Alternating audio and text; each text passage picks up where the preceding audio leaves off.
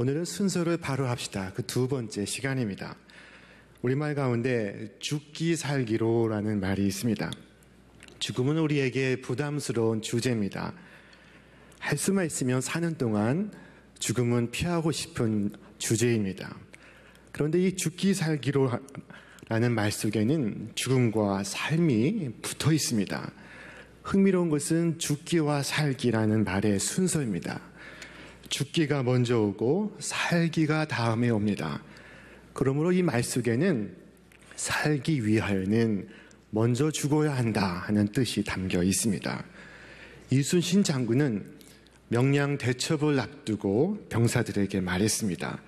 필사즉생이요 필생즉사라. 반드시 죽고자 하면 살 것이요 반드시 살려고 하면 죽으리라. 오늘 성경의 본문 말씀 역시 살 것을 생각하기 앞서 먼저 죽기를 생각하라 말씀하고 있습니다. 내가 바라는 것은 그분의 죽으심을 본받는 것입니다. 그리하여 나는 어떻게 해서든지 죽은 사람들 가운데서 살아나는 부활에 이르고 싶습니다. 요즘 인문학 강좌가 인기를 끌고 있습니다. 대학에서, 지역에서, 마을에서, 기업에서, TV에서 인문학을 강의하고 있습니다. 이 인문학 강좌의 핵심적 주제가 어떻게 살 것인가 하는 것입니다. 그러나 오늘 우리는 어떻게 살 것인가에 앞서서 어떻게 죽을 것인가를 먼저 생각해야 합니다. 죽는 것이 사는 길입니다. 잘 죽으면 잘 살 수 있습니다. 예수님은 당신의 죽음과 부활을 3번 연속해 예고하셨습니다. 마가복음 8장 31절 인자가 많은 고난을 받고 죽임을 당하고 사흘 만에 살아나야 할 것을 비로소 그들에게 가르치시되 마가복음 9장 31절 또 인자가 사람들의 손에 넘겨져 죽임을 당하고 죽은 지 3일 만에 살아나리라 하는 것을 말씀하셨기 때문이더라. 마가복음 10장 33절과 34절 우리 함께 읽습니다. 보라 우리가 예루살렘에 올라가노니 인자가 대제사장들과 서기관들에게 넘겨지매 그들이 죽이기로 결의하고 이방인들에게 넘겨주겠고 그들은 능욕하며 침뱉으며 채찍질하고 죽일 것이나 그는 3일 만에 살아나리라 하시니라. 이 모든 말씀이 영광의 부활이 있기 전에 십자가의 죽음이 먼저 있으리라 하시는 말씀입니다. 그래야 예수님은 제자들에게 말씀하셨습니다. 내가 진실로 너에게 이르노니 한 알의 밀이 땅에 떨어져 죽지 아니하면 한 알 그대로 있고 죽으면 많은 열매를 맺느니라. 자기의 생명을 사랑하는 자는 잃어버릴 것이요 이 세상에서 자기의 생명을 미워하는 자는 영생하도록 보존하리라. 이때의 이 죽음은 반드시 육체의 죽음만을 의미하지는 않습니다. 죽음은 곧 자기 부인을 의미합니다. 예수님은 누구든지 나를 따라오려거든 자기를 부인하고 자기 십자가를 지고 나를 쫓을 것이니라 하셨습니다. 신앙의 정점은 자기를 부인하는 것입니다. 욕심을 버리는 것입니다. 그리스도 예수의 사람들은 육체와 함께 그 정욕과 탐심을 십자가에 못 박아내리라 말씀하십니다.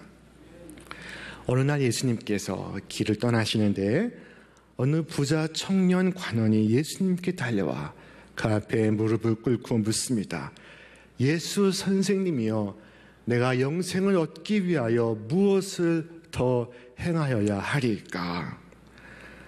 그는 영원히 살기 위하여 무엇이 더 있어야 하겠습니까? 라고 묻습니다.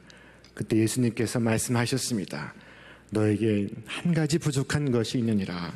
가서 네가 가진 것을 다 팔아서 가난한 사람들에게 주어라. 그리하면 네가 하늘에서 보화를 차지하게 될 것이다. 그리고 와서 나를 따르라. 성경은 그러나 그는 이 말씀 때문에 울상을 짓고 근심하면서 떠나갔다. 그에게는 재산이 많았기 때문이다 라고 말씀하고 있습니다. 그는 부족함 없는 사람입니다. 많은 재물을 가졌습니다. 게다가 젊음도 명예도 권세도 가지고 있습니다. 그 모든 것을 앞세우고 주님께로 나아왔습니다. 그가 지닌 그 모든 재물과 젊음과 성공이 그의 자아를 강화해주고 있습니다. 그런 그에게 재물을 가난한 자들에게 나누어 주어라 하신 예수님의 말씀은 자기 부인을 의미하는 것이었습니다.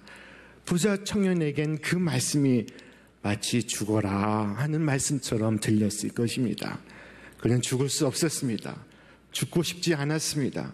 그래서 근심하면서 떠나갔습니다. 영생의 앞에까지 나왔지만 영생을 등지고 멀어져만 갔습니다.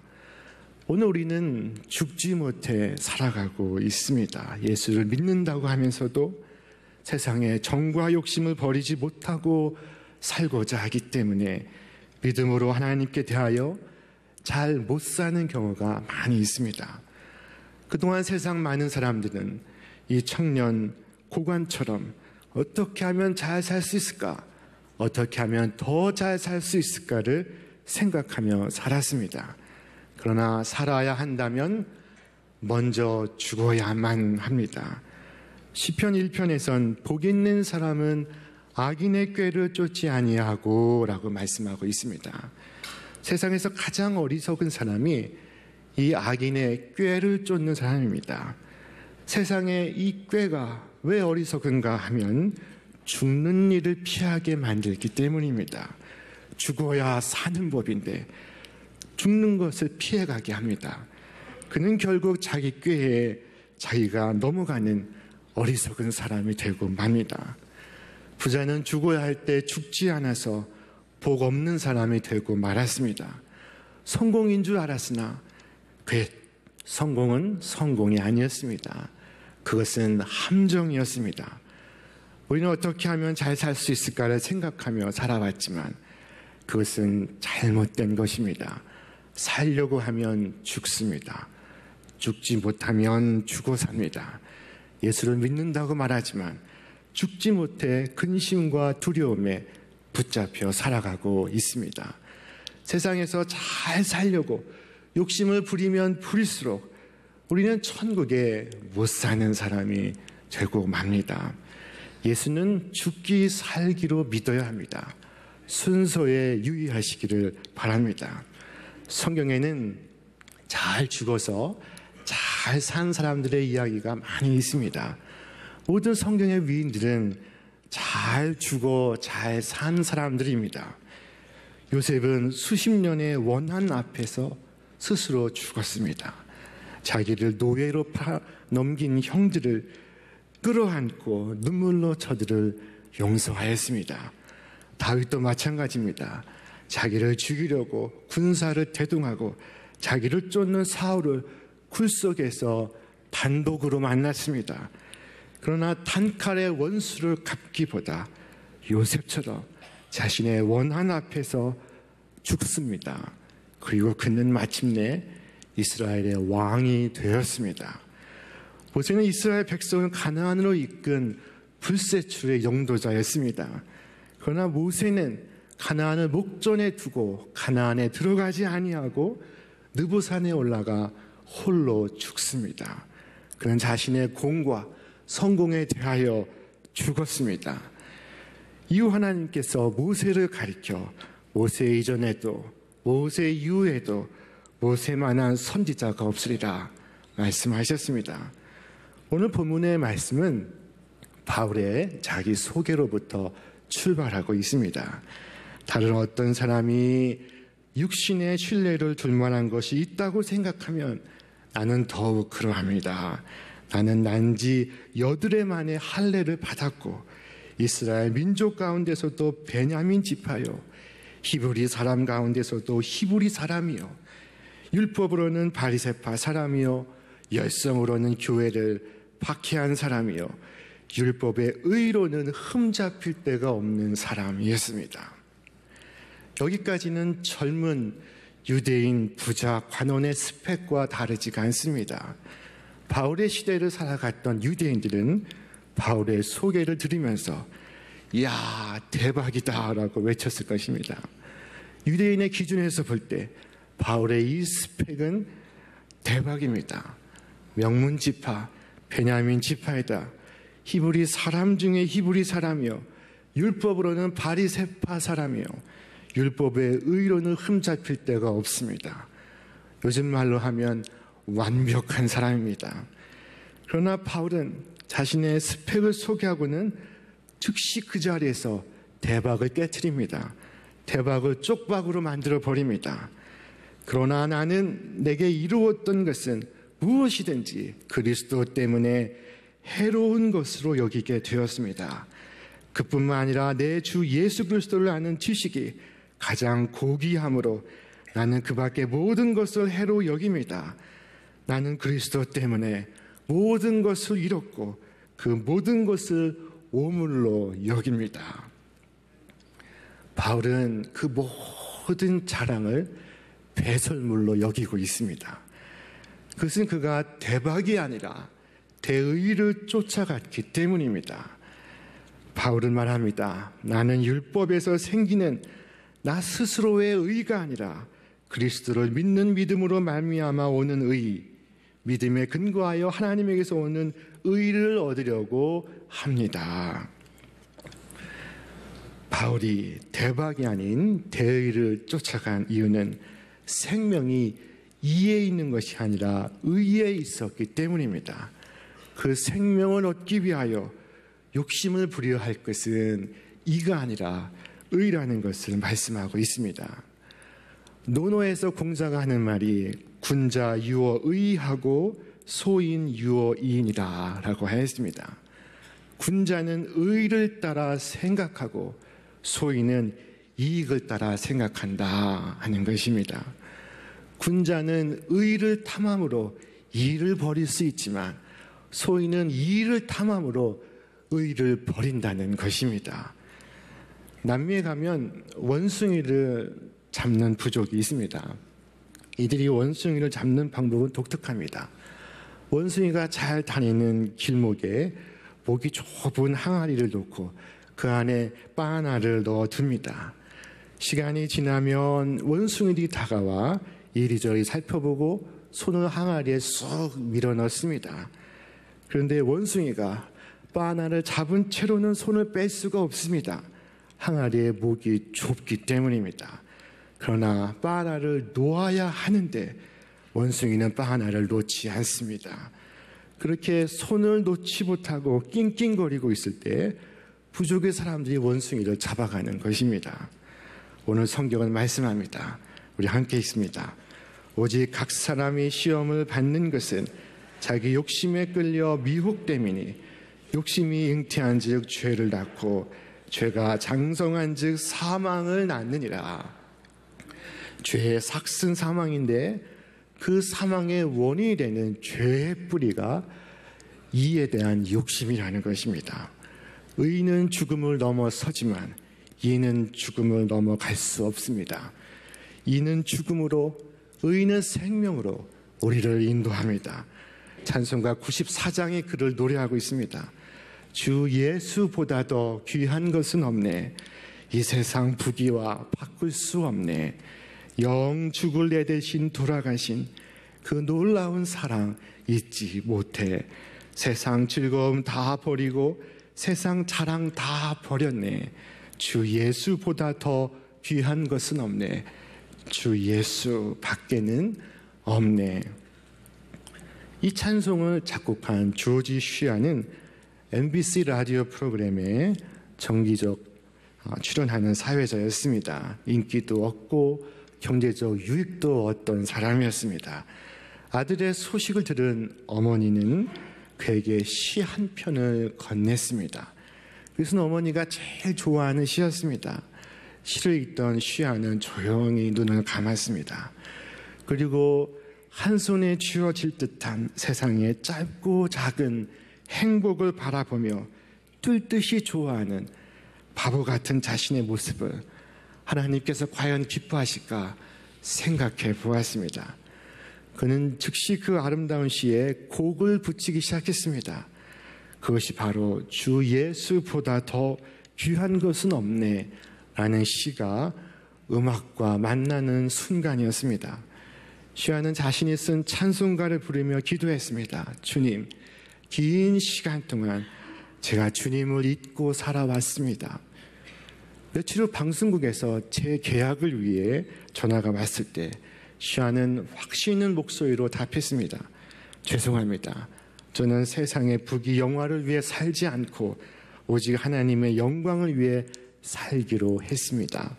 그리고 하나님이 주신 재능을 하나님을 위하여 사용하기로 결심했습니다.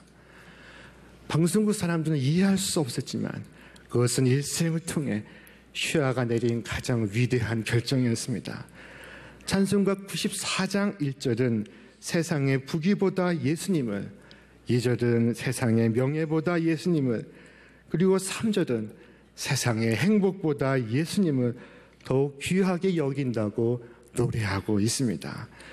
우리 찬송 1절 세상 부귀로 간단하게 번역되어 있지만 영어 가사는 이것을 구체적으로 언급하고 있습니다. 세상의 금과 은, 큰 재물, 많은 집들과 땅보다 예수님을 기뻐하겠다고 노래하고 있습니다. 시아는 세상을 돌아다니며 찬송과 간증을 하였습니다. 빌리 그레이엄 목사님이 설교하시면 이어서 그 굵은 베이스 음성으로 주 예수보다 더 귀한 것은 없네 하고 찬송을 불렀습니다. 수많은 회중의 끝없는 박수가 이어졌습니다. 그때 그가 그들 앞에서 다시금 고백합니다. 여러분 진심으로 감사합니다. 그러나 저는 여러분의 뜨거운 박수갈채도 예수님과는 바꿀 수가 없습니다. 오늘 바울은 고백합니다. 우리 함께 읽습니다. 그러나 내게는 우리 주 예수 그리스도의 십자가 외에 결코 자랑할 것이 없으니 그리스도로 말미암아 세상이 나를 대하여 십자가에 못 박히고 내가 또한 세상을 대하여 그러하니라. 바울은 부활을 믿었고 부활 후 누릴 하나님 나라에서의 삶을 알기 때문에 날마다 죽는 삶을 택했습니다. 형제들아, 내가 그리스도 예수 우리 주 안에서 가진 바 너희에 대한 나의 자랑을 두고 탄원하노니 나는 날마다 죽노라. 날마다 죽어야 날마다 살 수 있습니다. 날마다 살면 영원히 살 수 있습니다. 우리는 죽어야만 살 수 있는 사람들입니다. 부활의 선제 조건, 그것은 죽음입니다. 죽지 않고 부활한 사람 보신 적이 있으십니까? 죽지 않고는 다시 살 도리가 없습니다. 바울은 천국에 들어가 영원히 살기 위한 최고의 준비로 이 땅에서 날마다 죽는 것을 택했습니다. 사람은 죽음을 생각할 때 지혜로워지고 아름다운 삶을 살 수가 있습니다. 모세는 시편 90편 2절에서 우리에게 우리날 계수함을 가르치사 지혜의 마음을 얻게 하소서라고 기도했습니다. 전도서 기자는 이와 같이 말했습니다. 우리 함께 읽겠습니다. 초상집에 가는 것이 잔치집에 가는 것보다 나으니 모든 사람의 끝이 이와 같이 됨이라. 산자는 이것을 그의 마음에 둘지어다. 주님의 말씀이 옳습니다. 우리 인간의 어리석음은 자신의 죽음을 잊고 사는 것에서 옵니다. 옛날 알렉산더 대왕은 자신의 종에게 아침마다 문을 할 때마다 이 말을 하도록 지시했습니다. 대왕님도 언젠가는 죽으실 것입니다. 남들이 들으면 아침에 웬 재수없는 소리냐라고 호통칠 수 있겠지만 그것은 참으로 지혜로운 말이었습니다. 여러분, 우리에게 죽음은 무엇을 의미합니까? 한 수도사가 제자들에게 말했습니다. 예수님처럼 죽지 않으면 예수님의 제자가 아니다. 선생님, 이 말에 제자가 물었습니다. 스승님, 그렇다면 죽는다는 말은 무엇입니까? 그때 선생이 대답했습니다. 오늘 밤에 공동묘지에 가서 이 나쁜 놈들 이 위선자들, 이 악한 놈들아 라고 소리쳐 보거라. 그래서 제자는 스승이 시킨 대로 하고 돌아왔습니다. 선생이 묻습니다. 그래, 그들이 뭐라고 하더냐? 제자가 말했습니다. 아무 대답이 없던데요. 그래, 그러면 내일 또 가서 이 훌륭하신 분들이여, 세상에서 가장 고귀하고 존귀한 분들이시여 라고 소리쳐 보거라.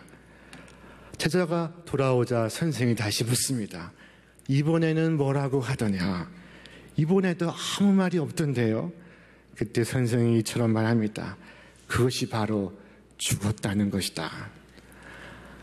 여러분, 죽으면 말이 없습니다. 죽으면 싸울 필요도 다툴 필요도 없습니다. 죽었는데 죽은 자가 무슨 말을 합니까? 죽은 자는 말이 없습니다. 죽은 자에게 무슨 이에 대한 욕망이 있습니까? 죽은 자는 반응하지 않습니다. 죽은 사람은 헛된 욕망에 대하여 일체 반응하지 않습니다. 그처럼 죽으면 삽니다. 죽는 것이 사는 길입니다. 오늘 말씀의 요지는 간단히 요약하면 살려고 하면 죽는다 하는 것입니다. 순서에 유의하시기를 바랍니다. 살려고 하면 죽습니다. 예수는 죽기 살기로 믿어야 합니다.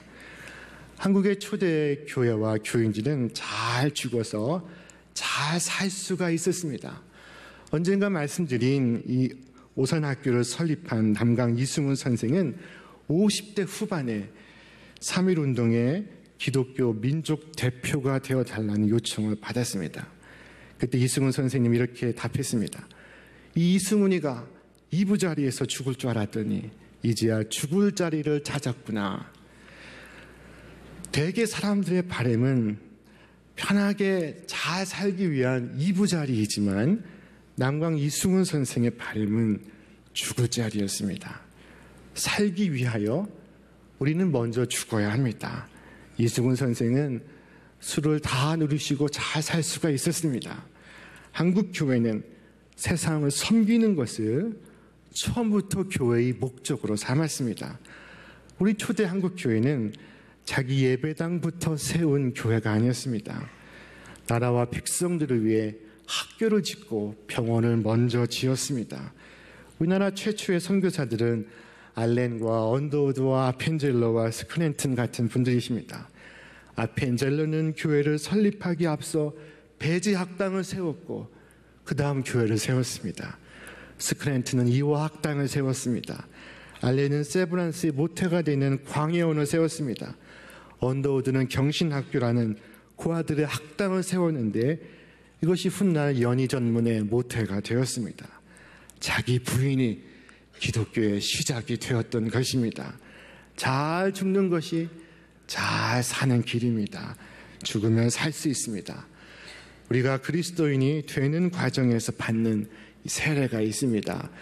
이 세례는 두 가지 의미를 갖고 있습니다. 하나는 물속에 들어갈 때 나는 예수님과 함께 죽었습니다 고백하며, 물속에서 나올 때 나는 예수님과 함께 다시 살았습니다 라고 고백하는 것입니다.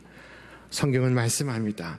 만일 우리가 그의 죽으심과 같은 모양으로 연합한 자가 되었으면 또한 그의 부활과 같은 모양으로 연합한 자도 되리라. 그동안 우리는 어떻게 하면 잘 살 수 있을까? 어떻게 하면 더 잘 살 수 있을까를 염려하며 살아왔습니다. 그런데 그것은 잘못된 것이었습니다. 그 결과 우리는 세상에 얽매여 살아가고 있습니다. 세상이 주는 것에 울고 웃으며 욕심을 갖고 살아가고 있습니다. 좀 더 좋은 것을 먹고 그것도 많이 먹고 편안히 살기 위해 살아갑니다. 자신만 생각하기 때문에 그 욕심을 채우기 위해 타인을 공격하고 때로 이 환경을 파괴하기도 합니다. 그리고 그 속에서 자기 자신도 함께 죽어가고 있습니다.